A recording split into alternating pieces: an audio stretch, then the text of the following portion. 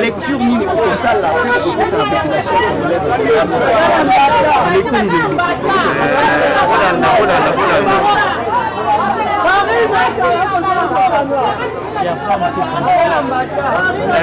est-ce que d'abord mutuna ya liboso est-ce que bakangi bato awa olanda bato bakangi bazawa Ok, libérez bango. olanda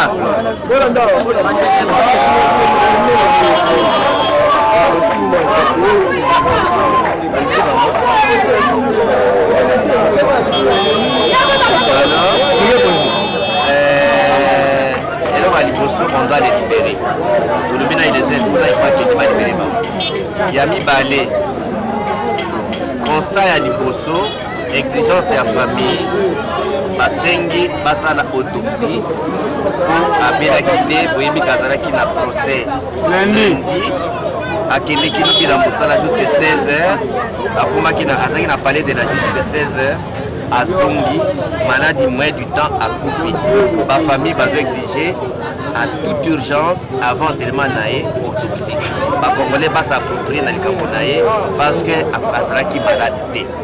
Voilà constat ya famille eza mort brusque bayebi liwa wana bakomprendre ya kote bazondima yango te.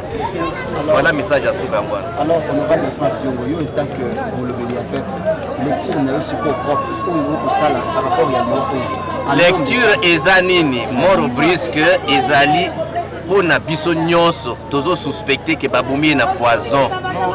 Alors pona ko fixer que eza poison babengisa vraiment les experts internationaux bapaya na ba congolais comme ça tous la vérité à likambo akufi pona ni c'est clair. Donc l'expertise wana na ba Nations Unies na ba expert ya poto na ba expert ya Congo basa l'autopsie avant ba kundaye ba congolais ba yeba que pona nini ye akufi brusque. Alors le kola bato ba lobby justice ekoyeba est-ce que ils ont poison tout mais pour les Congolais il faut autopsie ça pour la autopsie il faut autopsie internationale batala na ba Congolais na batali bata.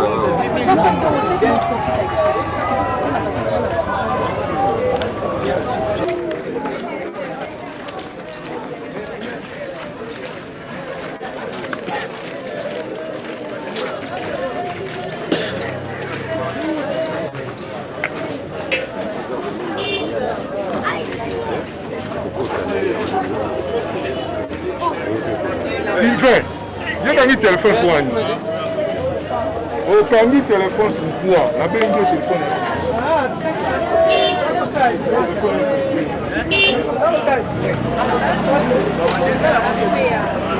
Parce que l'espoir ya bakongolais nyonso ezalaki ya koyeba l'issue ya procès naye awa pour se rassurer nayeba est-ce que aza maladi azaki maladi to azaki maladi nga naza munganga te na koti j'ai changé avec la famille balobi nanga que azaki koyoka maladi penza te.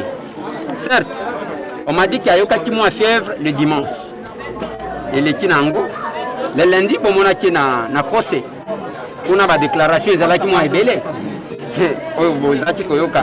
Moi je n'étais pas là tango azongi avandi lobi ate musala hier mardi procès ezalaki lundi avant-hier lobi mardi ate musala tango ate musala azongi ba 16h azongi na ndako na ye avandi 21h ayoki mabe bakalkile bamoni que ça ne va pas nde bamemie na centre nga kokoma kuna muke vers soki 1h 2h mais qu'est-ce que j'apprends na famille bao bamoni corps na ye parce que actuellement corps na ye eza na hôpital ya Kankokolo ou baké na cinquantenaire bakuti qu'est-ce que j'ai cinquantenaire oui na cinquantenaire bakuti que place ezate bamemie na morgue ya Kankokolo et na minute oyo batu bal l'explication les détails on a nazo pesa selon l'information toujours c'est l'autopsie parce que jamais tokoti kondima ata muke que la famille accepte ou pas il faut basa la autopsie ça c'est clair oui il faut basa la autopsie parce que tokobana kosila ka moko boye tozomona alors il faut basa la autopsie toye basoki juge Raphaël akufi nini ce que j'ai trouvé atiki ata mwana mokolo te mwana liboso soki 18 ans oyo asuka atiki bana ka misato oyo asuka 6 ans. Mettez-vous à la place de la famille. Est-ce que l'État congolais peut supporter ou bien va poser la question et puis va poser? C'est ça le problème. Balobi tango akufi muke maboko oyo komi mwindu makolo ekomi mwindu libumu evimbi photo yeba quand même. Est-ce que c'est coronavirus? Jamais. Mais c'est que je sais que juge Oyo Azalaki, président, il y a procès congolais nyonso bazali côté la montée. Alors, ce qui est salé pour intimider la justice, je demanderai à Congolais bazo kanga. Omoni liwa oyo, ezali liwa ya famille. Ezali liwa ya biso nyonso ba Congolais. Nous devons tout faire pour que batirer au clair liwa ya juge oyo. Ce qui te sali yango te bandeko nanga ba kosilisa biso moko. Alors, il est important que vous retenir le coin. Chef de l'État. Comment va-t-on faire mon 5 boum? Nous recevons encore ce coronavirus. Vous voyez le coronavirus. Ce qui est peu pensable, afin de dire une semaine, pour moi, coronavirus. Donc, si on est au coronavirus, et que mon clair, tous en ensemble, mon Dieu, le baki, papa, il monte coupé là, mais mon tonneau est péli. Vous voyez, monte coupé là, mon tonneau est péli. Mon tonneau, le baki, monte coupé là, mon tonneau est péli. Bon, au moins, il y a la justice, puis on a appelé ma parole, mon tonneau. Donc, on peut dire que la justice, c'est la symbole, et c'est la correcte, parce que la justice, c'est symbole, comme on a dit. De devoir te comprendre. Les gens pour la moi, en tout cas, mise en scène, on peut comprendre. Vous allez dans le mouvement, dans le temps de la paix, merci. Maman, s'il vous plaît.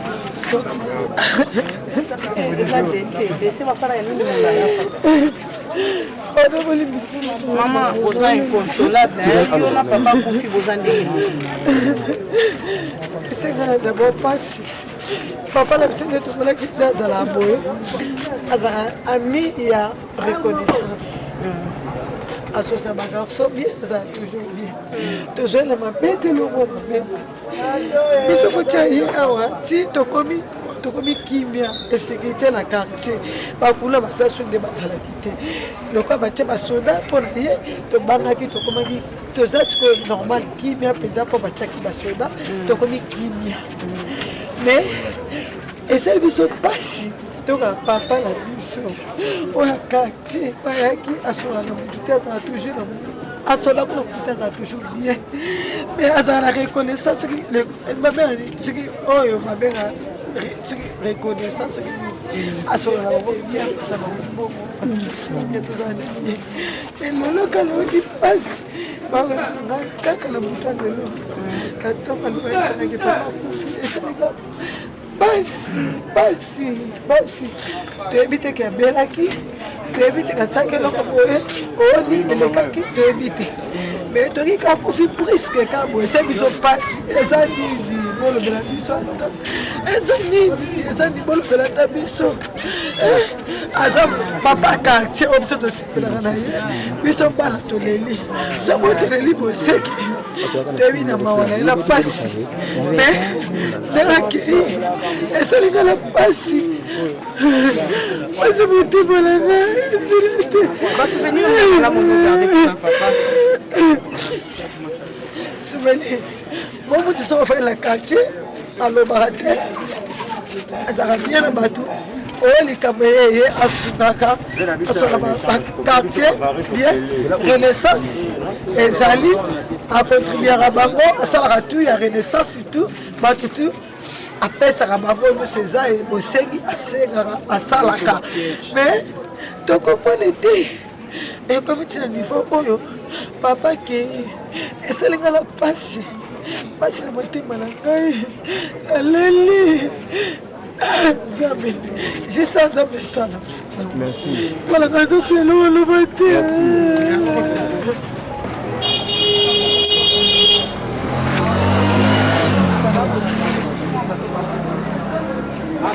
bato baolo bakeno eza bazaki ko potela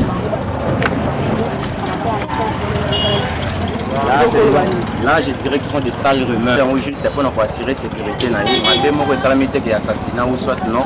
Sauf enlevé était, sauf qu'il a senti malaise, crise à Koufi. Et le reste, ça reste à vérifier. Au niveau des scientifiques, des médecins, si réellement ça, peut-être au niveau des médias, du moins nous savons tous que ça a crise pour faire partir à 2 heures. Affaire à gérer à 100 jours pour ces c'est ce que je dis. Vous savez, dans le niveau des médias, les médias n'ont pas de n'importe quoi. Parce que tout le monde on est habilité à Roland Delango, ils ont des médecins. Pour ça, l'autopsie, quoi, je ne sais pas. La justice demande de mener une enquête pour que si réellement il a été empoisonné comme ou soit des actes malaise ou soit quoi. Donc, on est au niveau de Roland Delango. Déjà, dans les circonstances. Oui, donc il y a une crise et puis après, il nous a quittés à 2 heures du matin. Voilà, merci Ndeko. Ok, merci. Père de coup maman coutu donc on a pas souci belé autour là les bimba maman ne kamine te on a pas souci belé on a père na biso mais on a souci mingi lo biati on a père na biso to moni te na biso makambu l'équipe nda mais dans te ma passe makambu l'équipe yo bio mona bandal solo là te père mambu l'équipe dans un niveau na biso te wala ki ba niveau mo boyo bika ka mingi lo bate mais liwa o eza nsima ba dans on sengi caméra za liwa eza nsima nan dans on lobby ba cha caméra loba c'est vous en vraiment loba parce qu'on lobby mingi lo beta émotion dans loba mingi te poser émotion on a père na biso parce que père de coup mère ni adoya ba émotion za kaka osenga na justice sani na justice on a mona wa za ya kabila inutile Hello, bachani ko lo papa nyoko zo mono do ya malunga ke o muto o autoka gazi so ba desa ba bala ndela makamu après balandi ba ko yi o ba bonya ko de masomo na solution mo ko mona lo mo ya malunga ke fallait justice ça musala na ngo to mona justice ndenge zo sala po muto a vérité o alandeli bango vérité ye ba boli siko nani ngo la oh tu quelqu'un na maboko à chef de l'état yo mo ça musala c'est bon merci on a bien aimé bo ya vérité na vie na biso le service mo so to so ko kate ngamba papa penza biso sibana nyonso ya bandade to so ko kate lekeli bini lekeli biso comment penza surprise mon ko penza vraiment lekeli biso vraiment papa alors yo retenir nini na liwana na c'est ko le batenyo sto ba kan nzambe kaka nzambe ko volonté nzambe kaka nzambe atiki mwasi na bana na famille batika bazolela toza penza ka place biso tozo ko kate toza paniqué tozo ko kate toza na souvenir ya papa oyo garda papa oyo aza papa moko abie makasi azaka simple na mutu nyonso ezala bana mike ezala ba mikolo apesaka mutu nyonso azaka penza bien azaka en tout cas papa na azaka bien asolana batu nyonso penza azaka simple azaka komona ata ondire aza mutu moko azaka penza bien na mutu nyonso ndenge aza wana to baki bozo regretter liwana tozo ko kate na quartier tozo ko kate penza na bande tozo ko kate parce que ata pensa ko laisser voilà paix à son âme to caméra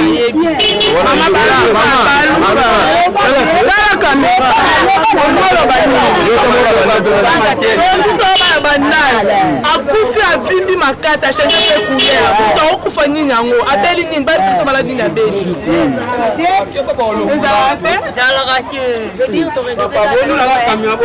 veut dire to regrette kana liwa papa kufi mais veut dire na ndenge akufeli wana et à place poso yaki maladi malade okoma na niveau wana te to leli makasi to regretter papa biso yaki bien na biso papa social asola bien to regretter kaka mbangu abeli te lo mote tata trimose na pasi bane na pasi bana bakoli même pas fait bana bakoli ngoza moi bien il suppose anini des plans justice justice à qu'est-ce qu'on dit il y a un souka justice ça musala na ye mais ça c'est musala na été peuple tomboka à trouver notre vice-président qui va continuer le procès. Comprenez? Mais aussi, il faudra comprendre que ça pourra aussi prendre du temps. Peut-être les 3 jours, la 3e audience, parce qu'il faut trouver quelqu'un de sérieux à cause de la compétence. C'est quelqu'un qui pourra être intransigeant. Comprenez? Il faudra trouver quelqu'un comme ça. Il faudra lui faire encore le procès verbal de toutes les 2 audiences. Donc ça pourra aussi prendre du temps. Donc ça peut aussi retarder les procès en soi. Donc je pense que le procès va continuer, que personne ne vous trompe. Que le fait que le juge président Yann Yakoufi, que le procès télémine. Oh. Les procès ali Batouana Bazana contre l'État congolais. L'État congolais n'est pas mort. L'État congolais continue. Chercher parmi les juges que nous avons la République. Nous devons avoir encore quelqu'un de plus réglo comme lui là.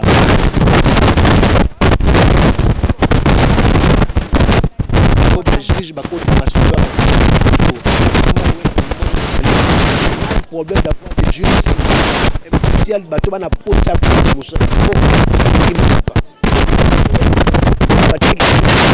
au moins on a juge ko beta bilo que dans tribunal juge ko pas nini balinka ba pesa ba kania ka ba sa nini. Ils sont tous corrompus. Je te dis, ça passe, mais quand vous avez un juge qui dans les grands, vous avez un dossier à défaiter, vous avez 5 millions, de ce 57 millions de dollars, vous avez 10 millions de corruption, tu as 10 millions, tu as 10 millions de minchon. Nous avons 10 000 dollars, nous avons sur la caméra, au tir caméraman. Nous avons 10 000 pesos sur le tir caméraman. Mais ce que le procès 57 millions, vous avez 15 millions, vous avez 1 million. Vous avez laissé pour l'autre. Mais il est resté réglo, il est resté correct. Si à niveau à Koufeli, je pense que l'État congolais a peut encore un juge qui sera sérieux, même plus que lui, pour même la prochaine au Tinasuka. Parce que nous voulons, nous les Congolais, et ça mbonga biso ba Congolais contribuables, mbonga futakata so futaka important, ba futaka yo balongola les ballons ba hyper na mbonga ba fonctionnaire, et ça mbonga ne ba yango ba pesa ba msala 100 jours. Et ça mbonga teko ya mutu mo et ça mbonga ya l'État.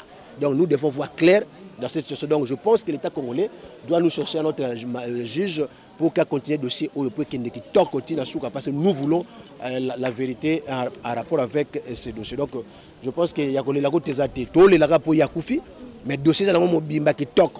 Donc il a au moins changé. Tant Roya Bimbarasima peut être ami d'Aroya, Soraya Roya, Bagnos Batenga, Baroya Bachour, Baroya, Bangotu Jamal, Jamal Baroya, pour mentionner que le dossier donc il a changé la prochaine, ça continue peut-être que Nangotina Souka. Mère Bijou, un mot de circonstance à la famille. Penaba Congolais Nyonso, Baza vraiment Yakolé là. Un mot de circonstance à la famille. C'est regrettable. Mboka na biso ling batakimiate. Mboka we ling bato batakimiate bato bazalaka regloti. Mboka linga bataba jalelo bataba ni omona bapesa bango lokumu. Des gens qui sont sérieux qui mettent les choses ndenge sengel balingate. C'est une perte énorme pour la famille. Il y a juge et une perte énorme je crois pour la famille mais pour la République de perdre mutu. Donc c'est une perte énorme pour la République. Pourquoi pas pour la bateau bazana balabala on a monté sur mombo sur bombo sur baba nini. Il y a perte pour la voisin na bango a couper le voisin quelqu'un qui était sérieux a couper. Donc c'est une perte pour la République, pour la famille et pour le corps. Il y a magistrat nyoso, il y a judiciaire nyoso ya mboka na biso c'est une perte. Nzambe ka yebi yinda pesaka yemtazwa. Vous comprenez? Donc tout ce qui nyoso na mboka nzambe inchallah. Voilà. Merci beaucoup monsieur Bijou Tingui, à la prochaine. Bijou Ntsumbu, ouais. Je suis le DG de Tingui Télévision, mais je suis Bijou Ntsumbu. Ah, Bijou Ntsumbu, merci voilà. beaucoup. C'est à moi de vous voilà. À l'éprouviste, juge naturel, quoi connaîtra qui a fait à Koufa. Il paraît à Sali crise. Mais à travers crise, Babili Boumouna est-ce que crise, Covid, ça ne sait pas. Ça, et ça va expert, va médecin, va voir, va n'engager, va voir ça la autopsie, va voir cause, il y a décès. Mais problème là, c'est ça. Mboka ezotambola malamu. Mboka ezotambola mabe. Chef de l'État, il faut avoir charge. Et surtout, problème, il y a coalition, il y a FCC, on a caché. Ils ont sympathie. Tout à l'heure là, même, il y a même 3 personnes et un cabinet à chef de l'État. Nous aussi, on est des hommes sages. Nous il faut coalition en ici. Parce que ce total est sous-bassement, ils ont même encore politique, ils ont là-dessus. Ils ont parce que ils sont tous papa, papa, malam, papa, ils ont corruption.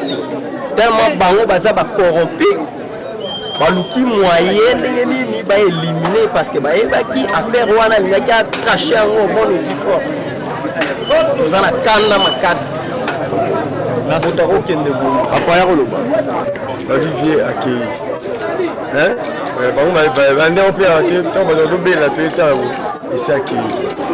Mais ça ne se passe. On a serviteur de Dieu. la justice élève une nation. Et ça, mon Congo, c'est un synonyme de justice. Comment se fait-il qu'il y a toujours flou à la justice? Celui qui a mon ça, tout le monde a flou. La justice. J'étais jusqu'au boutiste, mais comme jusqu'au boutiste, c'était. Nous avons mené, papa, au tel niveau, il y a ça. Tu n'as pas sa famille. De celui qui est bout de moi, maintenant, il vient avec intégrité. Mais, bakoka jambe balingi teke mboka oyo ekende na justice bamotia biso otia bakal ba vrai serviteur à peuple pas serviteur à vente parce que serviteur à vente waza ba serviteur à peuple papa oyo serviteur à peuple na quartier bayebi mamuni la logique ba munai mais si comme mutabon nga mené justice ko ba mboka pour tout moment tout le monde ga ku visibilitement bon liwa ya rapport na mutinyo mais ndenge na bizarre pour n'appeler ça exemple hein? La comparaison n'est pas raison. Général Kaniki, Kaïmbi, Ograkia. On a justice comme de la soukate, on va midi, il y a flou la justice. Nous tous les collaborateurs dans le flou la justice. Et il y a flou la justice. Kabila le père, flou la justice. Ceux qui vont rater, le monde va aussi. Ceux qui vont rater, c'est ce qu'il y a aussi. Ceux qui vont rater, nous avons aussi quoi. Ceux qui vont rater, pas de Congolais, à Oulamouga. Tout c'est tout. Tolanda bino tina bakinga kati tolanda bino tina na matele tolanda bino le peuple Tolanda bino ceux qui vont rater qui mangent c'est quoi Tshisekedi on sait quoi Lumumba on sait quoi Kabila on sait quoi peuple congolais à Kabila le père Nabi Kabila le père musée à on sait quoi les patriotes, moi, et révolutionnaire à battre. Tous et tout. Peuple, au bout. Maman, bien. Il y a transparence. Juste à ce moment bien. Si vous avez Koufi, quand on a faire après, jugement fort, maman Koufi. Non. Papa, comme j'ai dit au départ, ça, ce qui se passe aujourd'hui dans notre pays, c'est l'antinonyme de la justice. C'est plus la justice. En plus, nous avons Koufi, nous avons raté à Koufi na Corona. Nous avons raté à Koufi sur la Nité. Wana Ndekutu. Toi, dans la méchant. Toi, dressé. À sa crise. Toi, crise, on va Vous savez, maman, ce qui est louche dans notre pays et que une fois si la vérité est apparaître et comme arabe a poursuite,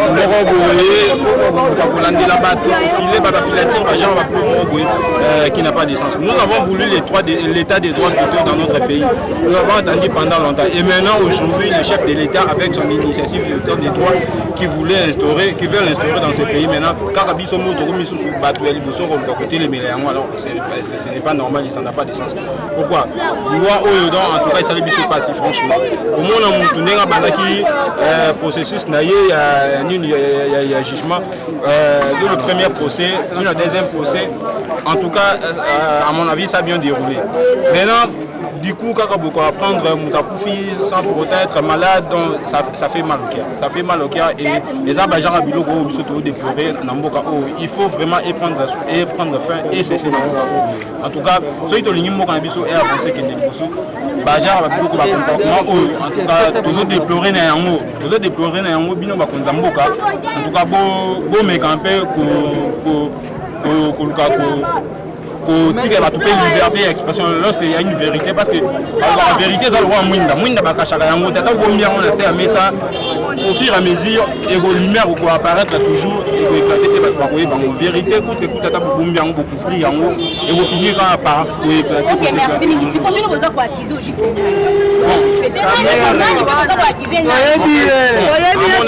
À mon avis Eza toza te kona kwa kize ba muto benda si toza te kona kwa kize ba mais eza qui lors il y a procès il y a deuxième procès tout le monde a qui bisogno surtout par réaction il y a monsieur Kamer, il y a directeur, il y a le chef de l'État. Lorsque le juge président a sali appel à madame Hamida Kamer et la fille Souraya Diana, tout le monde a qui bisogno surtout réaction, il y a l'avocat, il y a monsieur Kamer comme a été. Donc ça ne nous a pas plu en fait. Donc il s'est payé bisogno surtout parce que tout le monde a qui va comme qui agité. Donc tu comprends qu'il on dirait il y a quelque chose qui se casse là-dessous. Oh bango ba yebi bon. Du fait que le juge président a convoqué Bango Paya pour témoigner lors du procès le 3 juin. Donc il y a un des moutons et que le roi la Moussa et le mot Boué Batamaki. Ceux qui te le bassin de rose donc bref, c'est que l'Iwa n'a et Outeli pourquoi parce que le monarque a commis voir même comme un juge président en disant que ma propos n'a eu aux tenir c'est pas normal. En tout cas, ils ont vraiment normal que ils ont vraiment normal que coopère dans mon nez à Boué, Namboka, ils ont le mot. Merci.